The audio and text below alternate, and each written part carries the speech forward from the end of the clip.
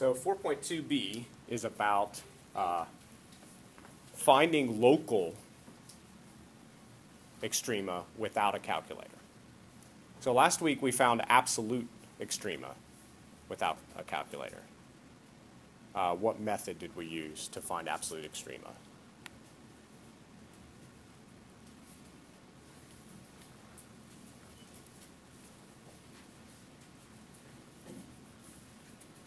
It was called the closed interval method. So it was a specialized method that only worked when we had a continuous function on a closed interval.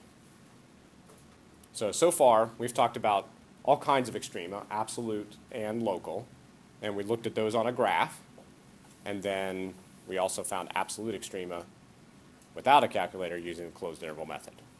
So today we're going to find local extrema using what's called the first derivative test. Okay, so this is the first derivative test.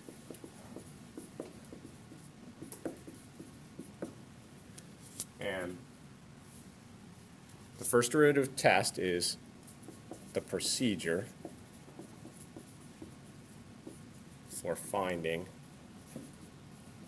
local extrema,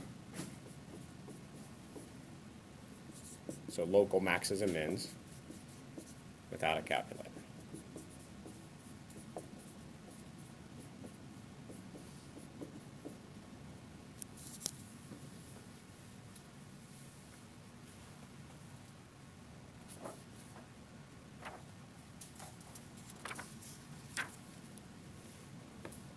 So here's how it works. If f is continuous,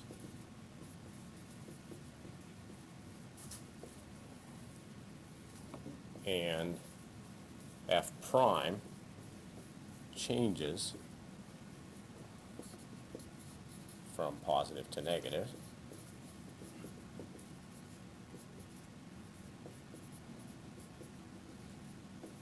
at x equals c,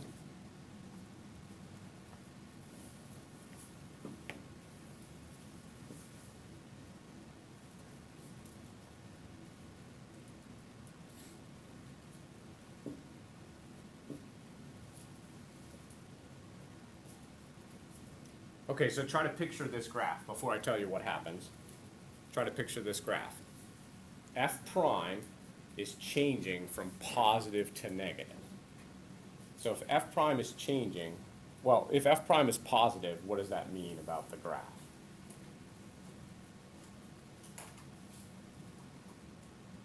The slope is positive, right?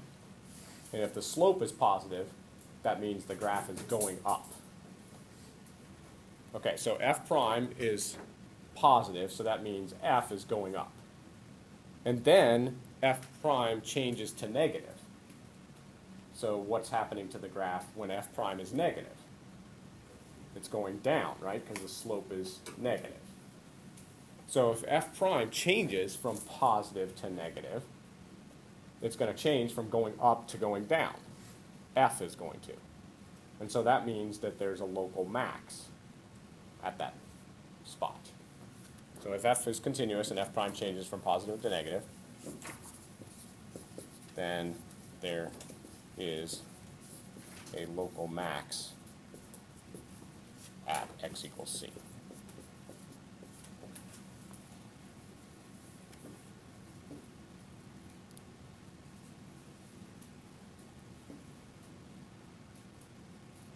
Okay, but we just talked about inequalities, and if f prime is going to change, it's got to be at one of those possible switching places. So if f prime is going to change from positive to negative, the switching place might be where it's 0 or where it's undefined. So those are the critical values, right? Critical values are where the slope is 0 or undefined. And last week we said they were important because local mins and maxes might happen there. So that's what we're going to do here. We're going to look at the local mins and maxes. We're going to find them by looking at the critical values and seeing where the slope changes from positive to negative. Okay, then the other part of the first derivative test says if f is continuous and f prime changes from negative to positive,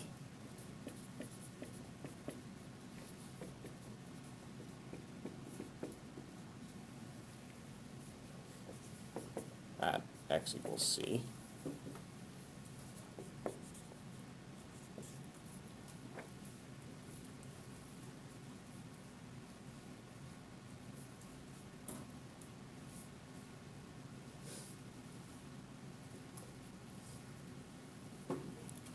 okay, so at first f prime is negative, which means the slope is negative, which means that the f graph is going down. And then it changes to positive. The slope changes to positive, so that means the f graph is going to start going up. And so if the graph changes of f changes from going down to going up, then there's going to be a local min there. So then there is a local min at x equals c.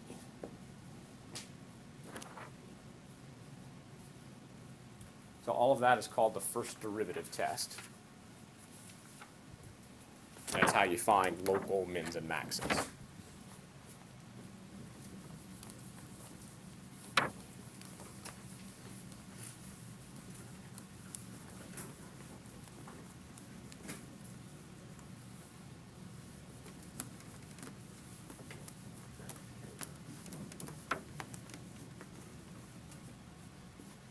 Okay, so let's say we have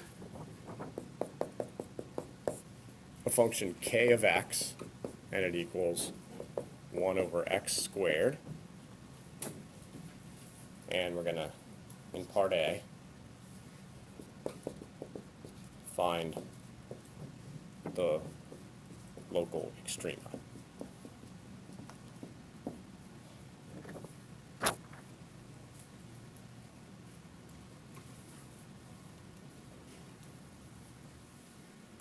Okay, so in order to find the local extrema without a calculator, we're going to use the first derivative test. And the first derivative test talks about f prime. So we're going to need to take the derivative of this. So before I take the derivative of it, I'm going to rewrite it. 1 over x squared is the same thing as x to the negative 2 power. Okay, so then if I'm going to figure out the derivative, that's just negative 2x to the negative third.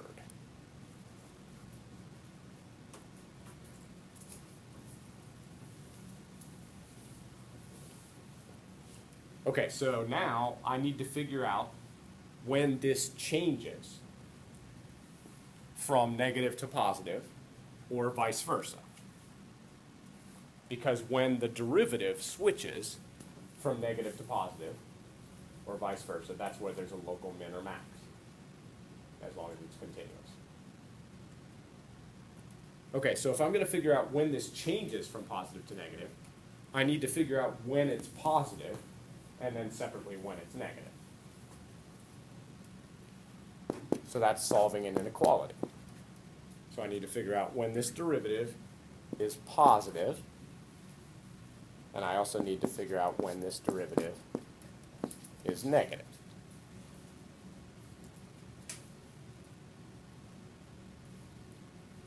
Because when I figure out when it's positive and when it's negative, that's where it might switch. Once I figure out those positive and negative places, I'll know where it does switch. And I keep saying it, but I mean f prime. Yes? How would you know if it could be like greater than or equal to adjusted? Well, either way, we have to figure, if I solve this inequality, I have to figure out where it's going to switch. And if I solve this inequality, I also have to figure out where it's going to switch. So it really doesn't matter at this point whether I figure out if it's less than or greater than. Or it doesn't matter if I include the equals or not, is what I'm trying to say. Good question. Okay, so now I've boiled it down to solving this inequality, right? And also this one, but it's related. So when you solve an inequality, you take your quantity and you try to figure out where it's going to switch. So it might switch when the quantity is 0 or undefined. So now we have to figure out when negative 2 over x cubed is 0, and we also have to figure out when negative 2 over x cubed is undefined.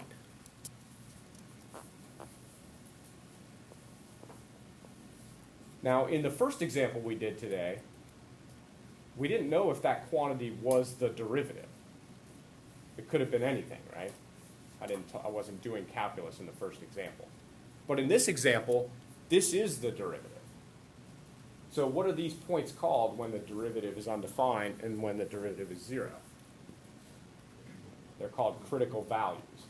So I'm finding the critical values, but that's just because I know that that's where this quantity might switch. And then last week I told you that the critical values are where the local mins and maxes might happen, because we could see that on the graph, right? On the graph of something, there was a local min when the slope was 0. Or sometimes there was a local max when the slope was undefined. Okay, so that's a lot of reasons why we're setting the derivative equal to 0 and the derivative equal to undefined. We suspect there might be local mins and maxes there. And also, this is the procedure for solving an inequality. Because anytime you solve an inequality, the switching places might be when it's 0 or when it's undefined. Okay, so a fraction is 0 when the top is 0. But this fraction's top will never be 0, because it's negative 2. And a fraction is undefined when the bottom is 0. So we're going to set the x cubed equal to 0. And of course that happens when x is 0. So we've only got one critical value. We only have one possible switching place. That's when x is 0. So we mark that on a number line. So there's my possible switching place. And now the nice thing is, to solve this inequality, I just have to test two numbers, one representative from above 0 and one representative from below 0. So I'll try 1 for above 0.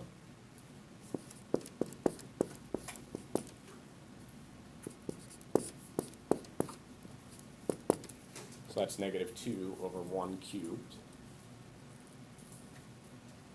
which comes out to negative 2. And then I'll also try one representative from below 0.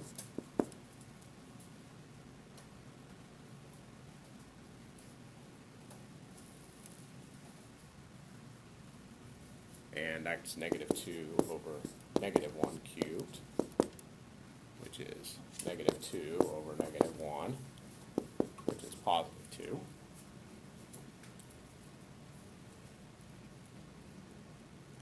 Okay, so first of all, for 1 was the representative for above 0, right? And that came out negative. So I'm just going to put a negative sign up here to know that all of these are going to come out negative. And then for the representative below 0, it came out positive. So I'm going to put a positive here. So remember, this is good to have on your paper because it helps you organize your thoughts. But the real work is here. Make sure you show this work. I can't emphasize this enough. Okay, so I've got a negative sign here. But what does that tell me? What is negative?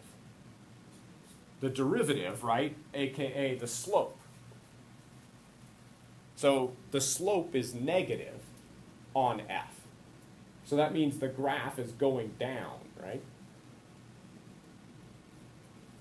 And then before 0, the slope is positive. So that means that the f graph is going up. So f prime is switching from positive to negative at 0.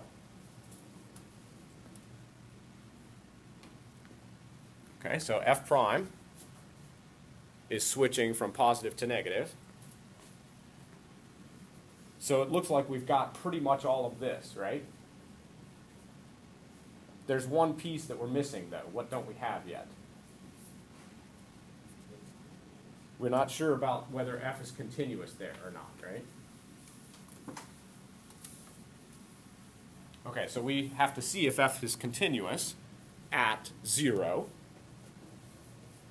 So first of all, to figure that out, you plug in 0 into f, and you also take the limit as x goes to 0 of f, right? That's how you see if it's continuous at 0. These have to match up, right? So notice this is regular f, right? It's not f prime. So regular f of 0, I guess I'm calling it f, but I really should be calling it k. I'm very sorry about that.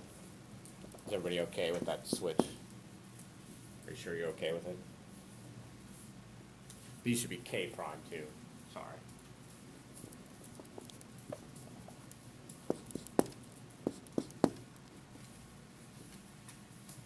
Okay, so let's plug 0 into k.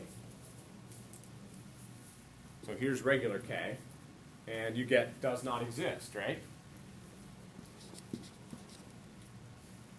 So that means there's not even a point there. So it can't be continuous there, because there's not even a dot there at all. I could calculate this limit, but no matter what it is, it's not going to match up with does not exist. Okay, so that means f is not continuous at 0. So there's not, it appeared at first that there was going to be a local max, right? Because the derivative was switching from positive to negative at 0. But then it wasn't continuous there. So there's no local max and there's no local min. Okay. So the final answer here is there are no local extrema.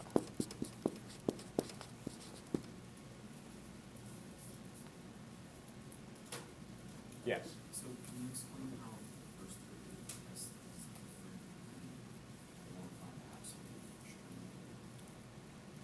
Yes. It's similar in that you have to find the critical values in both tests. It's different in that in the closed interval method, you need to also find the endpoints, which don't happen here. And it's second, the other two differences are the points that we tested were not the points we found. They were points surrounding the points we found. And we didn't test into the original, we tested into the derivative. And in the closed interval method, you test into the original.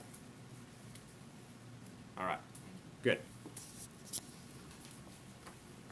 All right, there's a part B to this question.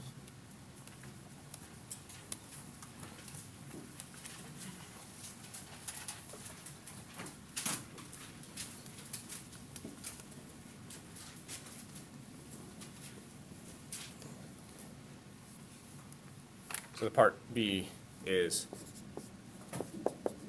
find the intervals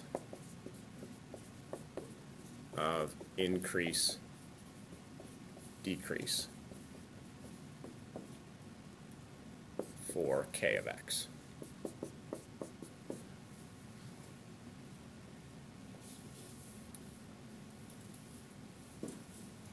Yes? So we're not gonna do anything with those inequalities that We are when we answer this question. Plus, we did on the last question because we were trying to figure out where the derivative switched from positive to negative. So I was trying to solve for when it was positive and when it was negative in order to figure out when it switched. Okay, so when is k increasing? When the slope is positive, right? So when is the slope positive? Negative infinity to 0. We've already done all the work over there. So k is increasing when the slope is positive. So when the slope is positive, we figured out that that happens from negative infinity to 0. So k is increasing on negative infinity to 0. And that's because the slope is positive. Okay, then we also needed to know in this question when it's decreasing, when k is decreasing. And that's when the slope of k is negative. So that would be solving this inequality, right? Which we already did. So that k is decreasing on 0 to infinity.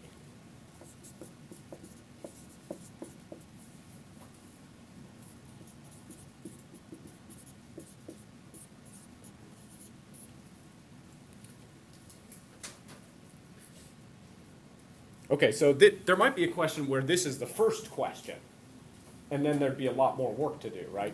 Because we already did all the work in part A for part B. So don't be thrown off if this is the initial question. But it's also the same method for finding the local mins and maxes.